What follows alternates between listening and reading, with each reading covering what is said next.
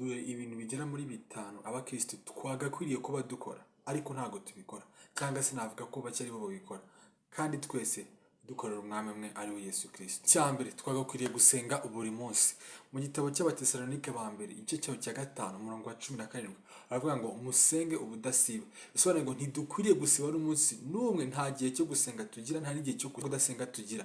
Twe nk'abakristo twahamagawe kugira ngo dukore umurimo w'Imana, dukwiriye gusenga buri munsi uko wameze kose uri umukristo, kuko ukwiriye kumenya ko ukeneye kwiragiza Imana, ukabwira ati Imana uba nanjye buri munsi, kuko utayifite ntabwo byashoboka. Icya kabiri, gusoma no gusobanukirwa Bibiliya. Uti kubera iki? Ndagira ngo nkubwire ngo turazi neza yuko twe nk'abakristo dukwiriye kumenya uko twitwara muri iyi si, uko tugenda n'uko dukurikiza amategeko y'Imana. Ibyo byose n'ahandi twabisanga uretse muri Bibiliya, kandi dukwiriye kuyisoma buri munsi. Nk'uko mu gitabo cya Zaburi igice cya 1 umurongo wa 2 avuga ngo amategeko y'Uwiteka niyo yishimira, ngo kandi ngo niyo yibwira ku manywa na nijoro. Bivuze ngo kugira ngo tuyibwire tugomba kuba tuyazi. Ibyo ngibyo bita bituganisha mu kujya gusoma Bibiliya kugira ngo tubashe kumenya neza ayo mategeko y'Imana ndetse no kuyakurikiza. Icya gatatu, gukundana, kandi dukunda bagenzi bacu ndetse dukunda n'abanzi bacu tudatoranyije, kuko muri Yohana 13:3 aravuga ngo ndabaha itegeko rishya ngo mukundane nk'uko nanjye nabakunze. Turazi neza yuko tudashobora kugeza ku rwego Imana idukundaho, kuko yadukunze kugezaho